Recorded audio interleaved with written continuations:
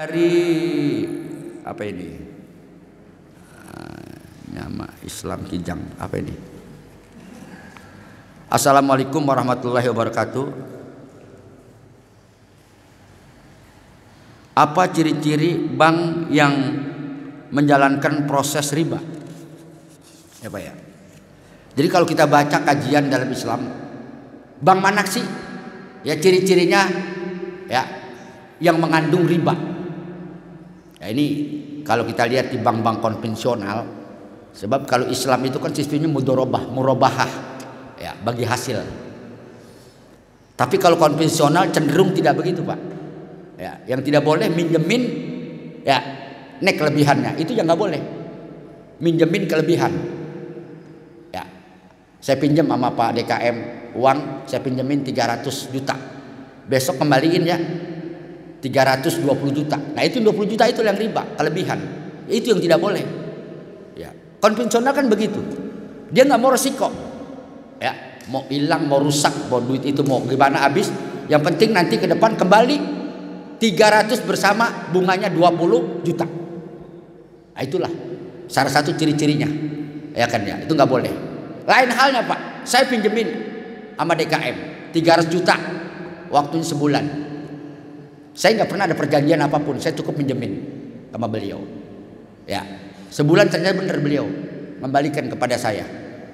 Pak Haji, alhamdulillah, saya udah berhasil urusan saya. Ini uang saya kembalikan 300 juta. Saya punya rezeki nih, ada 50 juta. Ya, saya serahkan Pak Haji, tolong. Itu sah halal nggak kira-kira? Boleh nggak kita makan? Boleh nggak kita ambil? Hah? Boleh nggak kira-kira? Termasuk riba nggak itu? Dia kasih kembalikan tuh utangnya, kemudian dia berkata, Pak ini saya ada rezeki, ya 50 juta nih saya serahkan, ya atas budi baik Bapak, bantuan Bapak kepada saya serahkan 50 juta. Boleh nggak kita makan? Boleh nggak kita ambil? Hah? Ya, yang nggak boleh anterin kepada saya 50 jutanya itu, ya kan ya kasihin saya. Itu mah bukan riba Pak, sebab kita tidak pernah membuat perjanjian. Yang nggak boleh itu adanya perjanjian yang di depan. Beda dengan murabahah. Bagi hasil. Pak Ustaz, saya serahkan uang 50 juta, Bapak punya usaha nih, ya kan ya. Nanti hasilnya dibagi dua. Terserah Bapak, apa mau 30-70, mau 60-40, mau 50-50, 50-50 silakan. Ya, dengan resiko bersama. Berhasil 1 bulan dibagi saya. Boleh itu? Boleh, nggak apa-apa. Itu yang Islam, itu yang syariat. Ya. Tapi kalau bank-bank konvensional kan di awal, ya dia sudah membagi. Ya sudah meminta, ya perjanjian begitu Pak ya. Kalau kita pinjam kan begitu ya. Udah dihitung-hitung, ada kelebihan sekian, itu harus dipulangin tiap bulan sekian. Itu yang tidak boleh sebetulnya. Nah, kalau di akad syariah mudharabah nggak begitu Pak. Ya sistemnya dia bagi hasil atau sistemnya pinjaman, ya dia memberikan modal. Kita mau beli mobil atau kita bangun rumah, ditaksir sama bank, sama syariah, ya. Saya punya umpamanya duit sekian, kekurangan Bapak sekian, saya beliin. Ya. Jadi nanti bank memberikan modal kepada kita, ya, dengan menjual material tadi. Oh berarti Bapak harus beli material sama saya sekian. So. Ya, jadi tidak meminjamkan, tapi dia menjual mobil. Makanya bank syariah kadang-kadang mana Pak mobilnya? Apa mau dicariin sama saya? Apa Bapak nyari sendiri? Ya, nanti dibeli sama bank. Ya, dijual sama debitur. Nah, dia beli 70 juta, bank menjual kepada kita 80 juta. Boleh nggak begitu? Boleh nggak? Boleh, nggak apa-apa. Itu bagi hasil namanya Pak. Kalau di bank konvensional kan kasih duit kita ya, dikasih duit kita kan. Nih 80 juta minjam. Kita nyari mobil sendiri, ya bunganya tentuin oleh bank.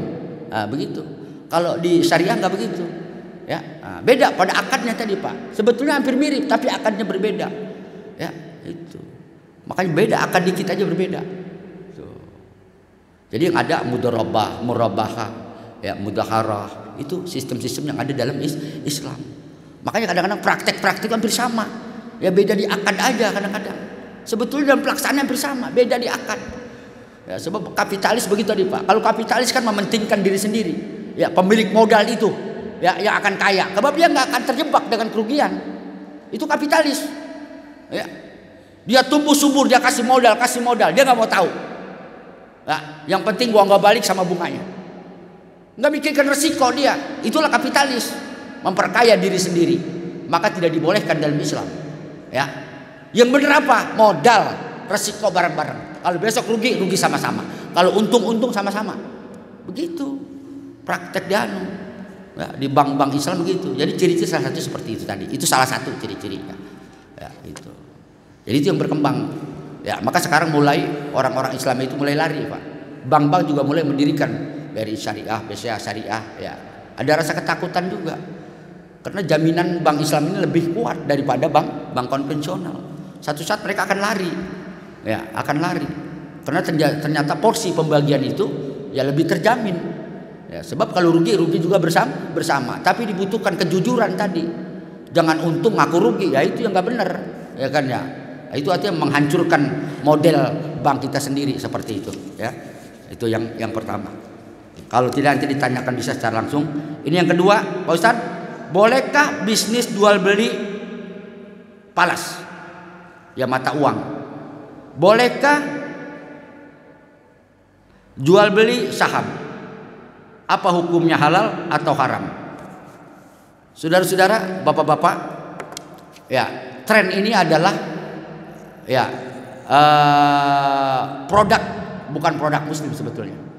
Ya, sebatang palas, jual beli mata uang, ya bursa efek sekarang yang berkembang. Ya, makanya sekarang ada bursa efek syariah, Pak. Udah mulai. Ya, sebab dirasa ya perkembangan bursa-bursa yang ada itu, yang konvensional itu tidak menjamin itu tidak riba. Ya, itu kan kadang-kadang dengan menjual surat berharga, menjual saham. Ya, ini dalam kajian-kajian MUI yang ekstrim mengatakan nggak boleh. Ya, yang ekstrim mengatakan nggak boleh.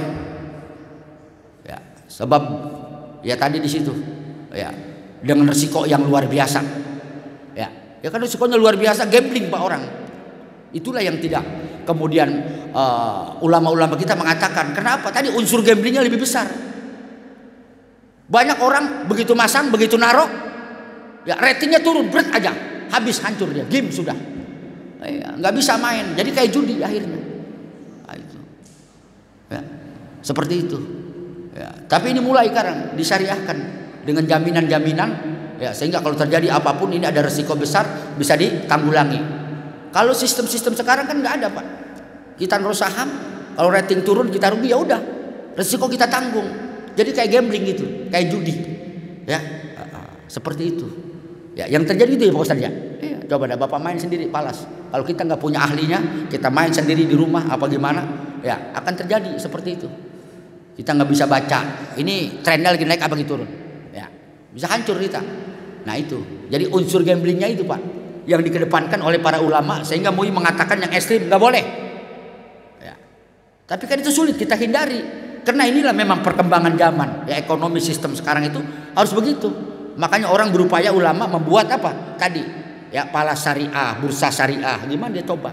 Dia kaji agar sesuai dengan syariah, yang tidak mengandung unsur gambling tadi. Ya. Enak banget Pak, kalau lagi naik Pak, luar biasa.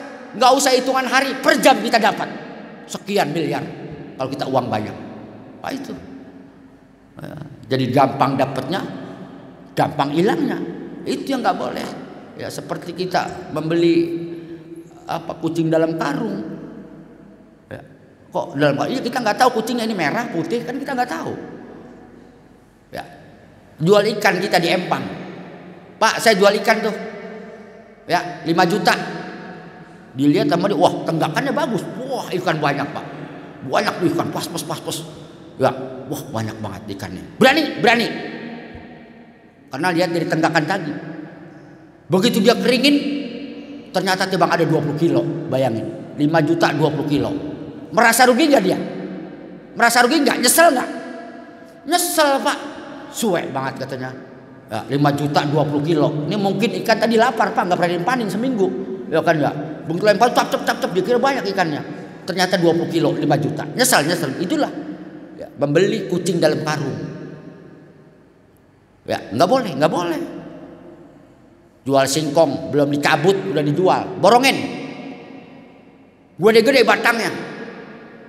Wah, bagus nih singkong. Berani. Begitu cabut batangnya doang gede. Isinya kecil-kecil kayak gini, Pak. Rugi nggak? Rugi. Itulah nggak boleh. Maka Islam nggak boleh gambling. Itu namanya goror. Ya, jual beli yang tidak jelas. Itu nggak boleh. Burung lagi terbang. No, burung saya jual. Nggak boleh. Tahu burung siapa kau? Kan ya, boleh. Itu Pak. Hal-hal yang seperti itu, ya, yang karena sering terjadi, jadi pemancingan. Itu kan ada model-model juga akan bisa terjadi riba seperti itu. Ya, iya. Orang yang kira-kira menyesal itulah, ya kan ya. Itu seperti itu. Jadi saya katakan, ya, yang ekstrim dia mengatakan itu lebih kepada gambling. Ya, ada unsur ribanya di situ. Ya, karena orang tadi, ya, artinya memiliki risiko besar ketika dia melakukan usaha seperti itu. Ini yang terakhir, satu lagi, Pak Ustadz, adakah zakat atas rumah tersebut? Seorang istri diberi harta oleh suaminya berupa rumah. Adakah zakat atas rumah tersebut sebab dia tidak memiliki harta selain rumah tersebut? Ketika rumah tersebut dikontrakin nih oleh pihak ketiga orang lain. Begini Pak. Kalau di dalam buku, saya lupa siapa namanya itu. Ini kan zakat itu sekarang berkembang kepada zakat profesi. Ya, kerjaan kita. Sekarang dulu zaman Rasulullah nggak ada kontrakan, sekarang kan ada kontrakan. Ada usaha-usaha. Dokter Yani punya usaha juga tuh. Ya. Apakah itu termasuk yang harus dizakatkan? Termasuk tadi rumah. Ya. Jadi kalau dia jual, ya Pak ya, harga nilai jualnya kira-kira melebihi, ya walaupun itu berupa sedekah sebetulnya ya kan ya, hadiah dari orang. Kalau itu berupa usaha dizakatin. Kalau bukan berupa usaha nggak usah. Rumah kita, ya rumah kita wajib dizakatin nggak? Kita hanya kena pajak, ya kan ya. Tapi yang kena itu usaha kita. Kalau kontrakan kena nggak? Itu rumah juga, ya. Kalau menurut Ibu Syahrul itu kena kontrakan itu sebab usaha. Kalau apa punya 100 pintu wajib. Kalau tebang 5 pintu mah sama makan ya habis, ya. Saya rasa belum sampai haul. Orang punya 10 pintu, ya. Kalau nggak punya usaha lain di kontrakan saya rasa nggak sampai Pak. Ya, sebab minimal itu 88 gram emas. Ya. Jadi kita potong rate-nya, makan, bayar utang, tahu-tahu malah utang kita nggak wajib. Ya, jadi nggak wajib. Jadi hitung dulu Pak, neto yang kita pakai, ya, bukan brutonya, netonya kita pakai. Jadi kalau sedekah boleh, tapi kalau zakat pakai hitungan. Emas, banyak banget emas kita.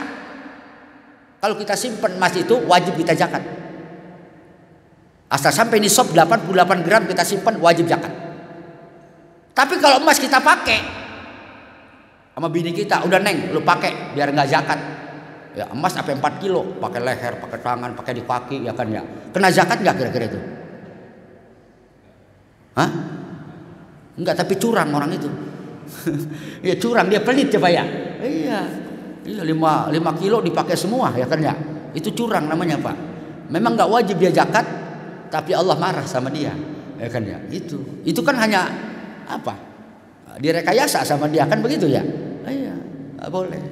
Ya emang apa yang dipakai tidak boleh, nggak harus kita zakatin, boleh Pak, nggak apa-apa.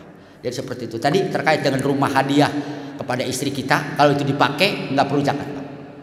Tapi kalau kita jual nanti satu saat, ya kita keluarkan lah, ya kan ya. Nah, hadiah itu kena hadiah kan, ya kita keluarkan lah. Laku-laku 1 miliar, ilok ngeluarin 10 juta buat masjid, sayang, ya kan ya. Nggak apa-apa, itu kena hadiah pembagian. Tapi kalau kita pakai nggak perlu wajib zakat. Ya, ini pada penanya, kalau rumah hadiah kita pakai enggak. Tapi kalau kita jual lagi, ya nanti kita berikanlah minimal infak seperti itu. Ya, jadi kadang-kadang di ulang tahun kita berikan gitu. Tapi kemudian kita dipakai sama dia, ya nggak apa-apa. Seperti itu. Itu saja barangkali. Ada lagi pertanyaan cukup? Ya, demikian. Mudah-mudahan ini bermanfaat.